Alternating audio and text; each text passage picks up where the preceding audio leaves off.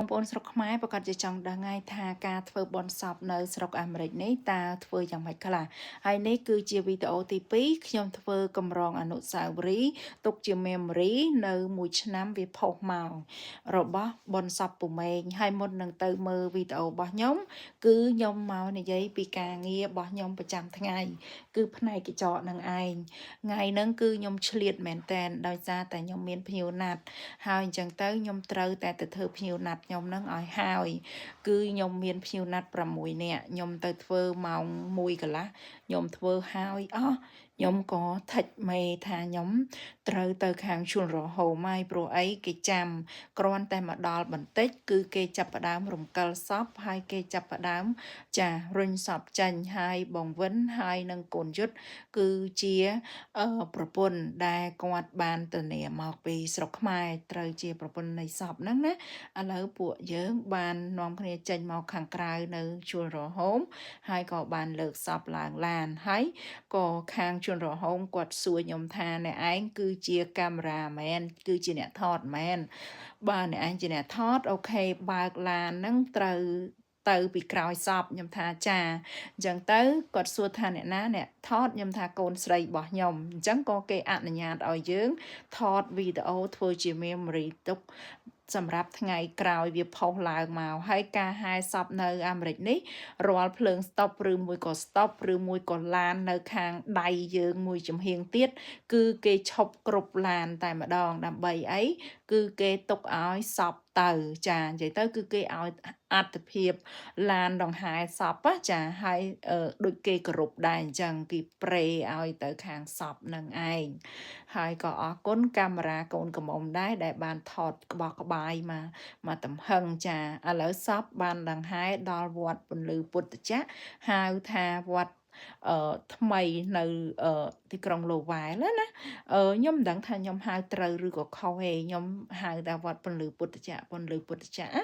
ចាហើយក៏បន្ទាប់មកក៏ចាប់ផ្ដើមខាងជនរលហូមគេហៅថាកន្លែងអ្នកដែលរៀបចំសពហ្នឹងគឺចាប់ផ្ដើមរៀបចំទាញសពទាញអីដាក់ចុះពីលើឡានដើម្បីតម្កល់សពនៅចូលក្នុងវត្តអញ្ចឹងណានិយាយទៅសពនៅស្រុកនេះគឺអ្នកធ្វើការហ្នឹងគឺគេកាន់ពេញដៃចឹងតែម្ដងរៀបចំសពអីចឹងណាហើយនេះគឺជារូបថតកម្រងអនុស្សាវរីយ៍របស់ពូម៉េងហើយនឹងប្រពន្ធគាត់ដែលការគាត់ស្គាល់គ្នាដំបូងហើយគាត់ចុះទៅស្រុកខ្មែរអញ្ចឹងណាហើយនេះគឺជាសពរបស់គាត់និយាយទៅគឺថាបដូររូបរាងបដូរសភាពអីទាំងអស់ហើយខ្ញុំក៏ឆ្លៀតពេលបន្ទាប់ពីដាក់សពអីរួចរាល់ហើយក៏លួចមកមើលអ៊ំចុងភៅហើយមកមើលខាងក្រោយតើស្អីខ្លះមានស្អីខ្លះអត់អញ្ចឹងទៅហើយក៏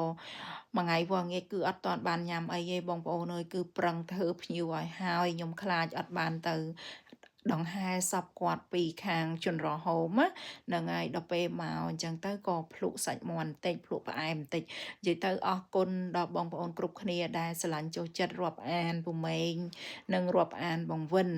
បានជួយធ្វើនេះធ្វើនោះយកមកឲ្យគាត់ជាពិសេសចឹងតែហ្មង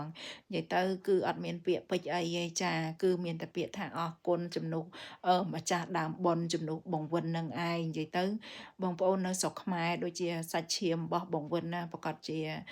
ចង់ដឹងចង់ឃើញថាទិដ្ឋភាពទាំងអស់ហ្នឹងគឺយ៉ាងម៉េចនៅក្នុងការធ្វើបុណ្យនេះជាវីដេអូរបស់ខ្ញុំខ្លះមិនបានទាំងស្រុងទេបងប្អូនប៉ុន្តែអានេះពេលល្ងាចឡើងមិនទាន់មានភ្ញៀវមកទេណាអញ្ចឹងហើយក៏រៀបចំគុណយុទ្ធហ្នឹងត្រូវទៅបំពោះមុខភ្លើងតាអាចារ្យហាវស្លៀកមានឈុតមានហូលមានស្បៃអីអញ្ចឹងណាអាហ្នឹងម្ដាយហ្នឹងត្រូវបានប៉ះបានអីបានអញ្ចឹងណាចាហើយបន្ទាប់មកក៏លោកសូត្រតាចាអីសូត្រយាយអីចឹងទៅរួចរាល់ចឹងទៅបានគេនាំបានលោកតាអាចារ្យដឹកដៃកូនយុទ្ធហ្នឹងយកទៅស្លៀកពាក់ចាបន្ទាប់ពីសាច់ញាតិអ៊ំចិត្តស្និទ្ធអីចឹងទៅនេះបងស្រីចាគាត់ក៏ជាអ្នកអឺជួយចាប់ជួយចែងជួយធ្វើការងារក្នុងពិធីបុណ្យពុម៉េងនឹងខ្លាំងមែនតែនផងដែរក៏អរគុណបងស្រីនៃទឹកចិត្តការស្រឡាញ់មួយនេះសម្រាប់ពុំម៉េងហើយសម្រាប់បងវិនធម្មតាយើងជាមនុស្សស្រីម្នាក់មកពីស្រុកខ្មែរហើយយើងក៏អត់ យល់ដឹងពីទំនៀមទម្លាប់ការបន់ហើយតាអាចារ្យក៏បានប្រាប់កូនយុទ្ធធ្វើម៉េចសូត្រមន្តសូត្រអីតាមតាអាចារ្យអញ្ចឹងទៅចេះពរចេះអីតាមតាអាចារ្យច្រើនចាកូនយុទ្ធទៅចាហើយនិយាយទៅនេះជាសកម្មភាពខ្លះៗនៅក្នុងពិធីបុណ្យបោះពុំមេងក្នុងល្ងាចថ្ងៃសុក្រនេះហើយខ្ញុំនឹងមានវីដេអូនៅថ្ងៃស្អែក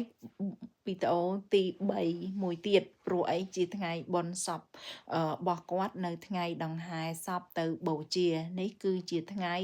បុណ្យសូត្រមន្តចាសូត្រមន្តនៅល្ងាចនេះអញ្ចឹងណាហើយឥឡូវហ្នឹងតាចាបាននាំយកគុណយុទ្ធទៅអឺដូរស្បង់សពរហើយគុណនឿនគាត់ថាស្លៀកទៅសមខ្ញុំថាបើសមគូតែប៊ូសត្មងទៅចាស់ស្រែកផ្លែថាប៊ូសអត់បានទេប៊ូសឯណាដាច់ពូជចា អូយស្មាទោសខ្ញុំអត់សូវចេះប្រើពាក្យលោកបើសិនជាខុសឆ្គងក្នុងវីដេអូនេះសូមខន្តីអភ័យទោសហើយក៏សូមទោសជាមុនអញ្ចឹងណាហាម comment ជេរឬក៏ហាម comment ពាក្យមិនល្អនៅក្នុងវីដេអូរបស់ខ្ញុំនេះបងវិនគាត់មានអារម្មណ៍សោកសៅដោយសារគាត់មានតែ2នាក់ម្ដាយកូនទេដល់ពេលឃើញកូនចេះដឹងគុណហើយចេះបួសមុខភ្លើងជូនឪពុកទាំងដែលឪពុកមិនមែនជាឪពុកបង្កើតប៉ុន្តែកូនយុទ្ធស្រឡាញ់ដូចឪពុកបង្កើតហើយបើនិយាយពីពូម៉ែងវិញគឺស្រឡាញ់ដូចកូនបង្កើតចឹងមានហូបអត់ហូបអីហាវកូនយុទ្ធរហូតកូនយុទ្ធញ៉ាំអីនៅកូនយុទ្ធញ៉ាំអីនៅកូនយុទ្ធមកពីរៀននៅកូនយុទ្ធទៅណាកូនយុទ្ធអីនិយាយទៅគឺថាស៊ូនាំរហូតចាហើយថ្ងៃហ្នឹងគឺបានលោកគ្រូអឺមកពីស្រុកខ្មែរចាមកពីស្រុកខ្មែរគឺលោកគ្រូសៀងហៃហើយនិងលោកគ្រូម្នាក់ទៀតខ្ញុំភ្លេចឈ្មោះហើយចាខ្ញុំបានចូលបច្ច័យទៅលោកគ្រូមួយដែលគាត់មានសុភាសិតច្រើនចាខ្ញុំចូលបច្ច័យទៅខាងគាត់ហើយនឹងទៅលោកសៀងហៃចាម៉ាក់ខ្ញុំគាត់តែឃើញលោកសៀងហៃចង់ថតជាមួយនិយាយទៅបុណ្យពុំម៉េងគាត់សំណាងដែរបានលោកគ្រូមកទេសនាល្បីអញ្ចឹងណាជូនគាត់ណាចាហើយក៏មានអ្នកចោមរោមថតច្រើនមែនតែនអត់បានថតតាមម៉ាដាម JC ទេដោយសារអីម៉ាដាម JC នេះអាឡ័យតរវល់ថតជុំវិញរូបភាពហើយបន្ទាប់មកគឺភ្ញៀវទៅអស់ហើយនៅសល់តែបងប្អូនប្រហែលអ្នកហើយនេះមិត្តភ័ក្តិគុណយុទ្ធមកដេកកំដរហើយចាស់នៅតែប៉ុណ្្នឹងទេពួកយើងក៏រៀបចំមកផ្ទះវិញ